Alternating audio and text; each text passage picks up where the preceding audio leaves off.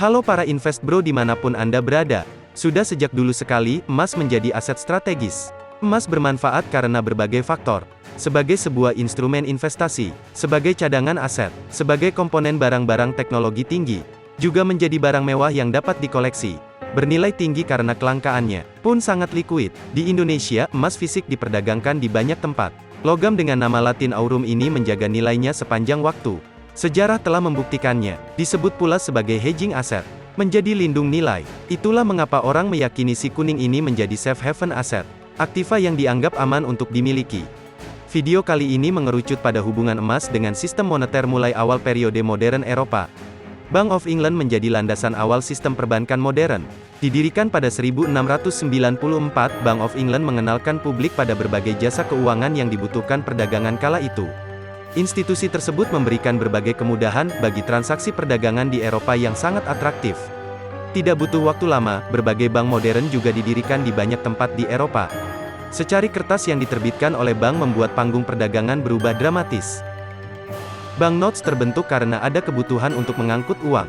Secari kertas seperti promissory note atau promes lebih mudah diangkut ketimbang logam mulia seperti emas dan perak.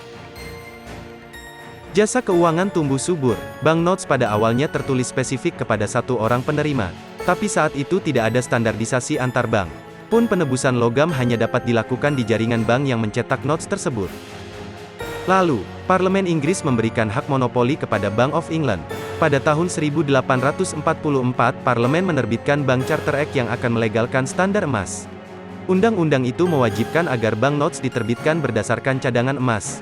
Bank of England menjadi bank sentral untuk United Kingdom, juga sebagai bankir untuk bank yang lainnya. Sokongan dari pemerintah menjadikan Bank of England berwenang mencetak banknotes atau uang kertas yang seragam dan dapat ditebus di bank manapun. Kebanyakan orang jarang menebus banknotes yang mereka miliki. Bank melihat kesempatan ini, sehingga menerbitkan notes lebih dari cadangan emas yang tersedia. Formula tersebut dikembangkan terus-menerus. Pada akhirnya, bank menemukan komposisi yang tepat untuk nilai kertas yang akan dicetak, relatif terhadap jumlah cadangan emas yang disimpan. Inilah cikal bakal fractional reserve banking. Proses ini berulang hingga ratusan tahun. Untuk meningkatkan sirkulasi uang kertas di publik, jumlah emas yang disimpan harus meningkat juga. Apa yang terjadi jika cadangan emas di suatu negara berkurang? Pemerintah dan bank sentral harus mengurangi pasokan uang yang beredar. Ketika bank sentral melanggar hal ini melalui fractional reserve banking, sebetulnya, secara dramatis nilai mata uang negara itu akan merosot. Relatif terhadap nilai emas. Pilihan lain untuk meningkatkan uang kertas yang beredar adalah mengizinkan nilai tukar mata uangnya mengambang. Tidak berlandaskan cadangan emas. Pada era kekinian, inilah yang kemudian menjelma menjadi fiat currency. Saya percepat ke abad 20. Peristiwa besar fiat currency yang memutus standar emas dengan sistem moneter adalah Nixon Shock pada tahun 1971. Dolar Amerika yang sebelumnya berbasis cadangan emas menjadi mata uang mengambang. Pemerintah Amerika kini dapat mencetak uang tanpa kendala apapun. Ini menyebabkan snowball effect untuk nilai mata uang negara Amerika, dan banyak negara di dunia. Mengapa? Mari kita sedikit mundur ke belakang. Pada Juli 1944, delegasi 44 negara sepakat untuk menancapkan mata uang mereka ke dolar Amerika. Mata uang dolar Amerika dipandang kuat untuk memenuhi naiknya transaksi perdagangan internasional. Saat itu, dolar Amerika sangat atraktif karena berlandaskan 1/35 ounce emas. Emas tersebut disimpan di US Treasury.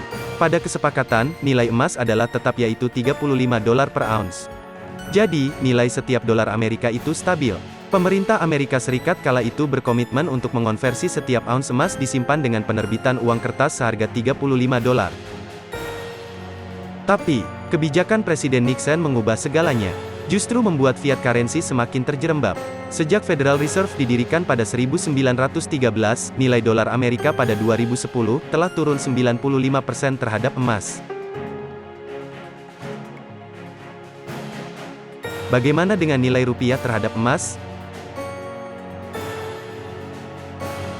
Kita seyogyanya menyadari peran emas dalam sistem moneter, pun mengarah pada peran emas sebagai penjaga nilai. Dialah komoditas tangguh, logam mulia yang langkanan liquid dan dipakai sebagai instrumen investasi yang populer. Sebagai investor, tentu kita perlu memasukkan logam mulia sebagai bagian dari portofolio kita. Jika banyak praktisi keuangan mengatakan bahwa cash is the king, kita perlu merenungkan kembali dominasi emas di atas uang kertas. Lantas, jabatan apa yang lebih mulia dari raja? Subscribe channel ini untuk selalu mendapatkan wawasan baru tentang ekonomi dan investasi. Stay healthy and happy investing.